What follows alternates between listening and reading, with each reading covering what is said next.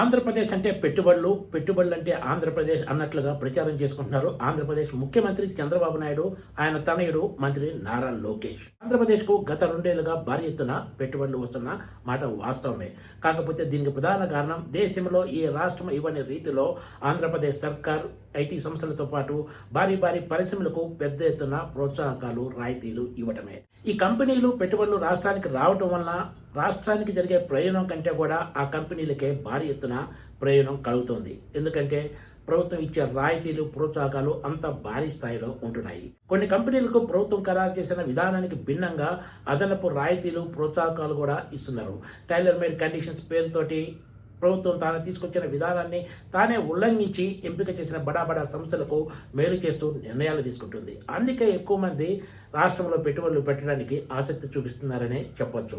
ఈ తరుణంలో ఆంధ్రప్రదేశ్ ముఖ్యమంత్రి చంద్రబాబు నాయుడు, మంత్రి నారా లోకేష్కు బిగ్ షాక్ తగిలింది. ఆంధ్రప్రదేశ్లో నెల్లూరు జిల్లాలో దగ్గర 6,700 కోట్ల రూపాయల అంచనా వ్యయంతో Tata power renewable energy limited ఏర్పాటు చేయి తలపెట్టిన ప్రాజెక్టును ఏపీ నుంచి ఒడిశాకు తరలించింది. నెల్లూరు జిల్లాలో టాటా పవర్ 10 గిగావాట్ల సామర్థ్యంతో ఇంగోట్స్ అండ్ వేఫర్ ప్రాజెక్టు ఏర్పాటుకు నిర్ణయం తీసుకుంది. ఈ మేరకు ఆంధ్రప్రదేశ్ సర్కార్ 2026 జనవరి 10న ఈ సంస్థకు పలు రాయితీలు, ప్రోత్సాహకాలు ఇస్తూ కూడా ఉత్తర్వులు జారీ చేస్తుంది. ఈ తరుణంలో సడన్ గా టాటా పవర్ ఏపీ కంటే ఒడిశా అదనపు రాయితీలు ఇస్తానని చెప్పిందంటూ ఈ ప్రాజెక్టును ఏపీ నుంచి ఒడిశాకు తరలించింది. అయితే ఇక్కడ విషయం రాయితీలు, ప్రోత్సాహకాలు కాదు, రాజకీయ ఒత్తిళ్లని ఐఏఎస్ అధికారులు చెప్తున్నారు. ఎందుకంటే ఆంధ్రప్రదేశ్ ప్రభుత్వం కూడా ఈ టాటా పవర్ ప్రాజెక్టుకు తక్కువ రాయితీలేమీ ఇవ్వలేదు. రాష్ట్రానికి దగ్గర 6,700 కోట్ల రూపాయల ప్రాజెక్టును బీజేపీ పాలిత రాష్ట్రం తరలించకపోయినా కూడా ముఖ్యమంత్రి చంద్రబాబు నాయుడు, మంత్రి నారా లోకేష్, ఉప ముఖ్యమంత్రి పవన్ కళ్యాణ్లు నోరు తెరిచి మాట్లాడలేదు. కేంద్రంలోని బీజేపీ ప్రభుత్వంలో టీడీపీ భాగస్వామిగా ఉన్నా కూడా ఏపీకి దక్కిన టాటా పవర్కు చెందిన ప్రతిష్టాత్మక ప్రాజెక్టును మరో బీజేపీ పాలిత రాష్ట్రం తరలించకపోవడం ఇప్పుడు పెద్ద దుమారం రేపుతోంది. ఇక్కడ మరో విచిత్రం ఏమిటంటే ఇదే టాటా గ్రూప్కు చెందిన దిగ్గజ ఐటీ కంపెనీ టీసీఎస్ కు దగ్గర 1,000 కోట్ల రూపాయలు విలువ చేసే 22 ఎకరాల భూమిని ఏపీ సర్కార్ కేవలం 99 పైసలకే కేటాయించిన సంగతి తెలిసిందే. అంతేకాకుండా ఈ టాటా పవర్ ప్రాజెక్టు కూడా భారీ ఎత్తున రాయితీలు ఇస్తూ జీవో కూడా జారీ చేస్తుంది. అయినా కూడా ఈ కంపెనీ ఒడిశాకు వెళ్లడం వెనుక ప్రధాన కారణం రాజకీయ ఒత్తిళ్లు అనే చర్చ ఏపీ అధికార వర్గాల్లో సాగుతోంది. లేదంటే టాటా లాంటి కంపెనీ ఏకంగా ప్రభుత్వంతో అన్ని చర్చలు జరిపి రాయితీలు, ప్రోత్సాహకాలకు సంబంధించి జీవో జారీ చేసిన తర్వాత ఇలాంటి నిర్ణయం తీసుకునే అవకాశం ఉండదనేది అధికార వర్గాలు చెప్తున్న మాట.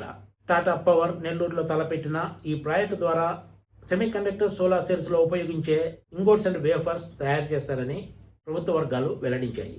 ఇంతటి కీలక ప్రాజెక్టు ఇప్పుడు ఏపీ నుంచి ఒడిశాకు తరలిపోయింది.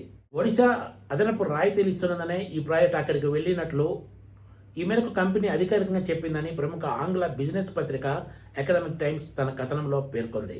అయితే తెర వెనుక మాత్రం రాజకీయ ఒత్తిళ్ల కారణాలే ఉన్నాయనేది ఎక్కువ మంది చెప్తున్న మాట.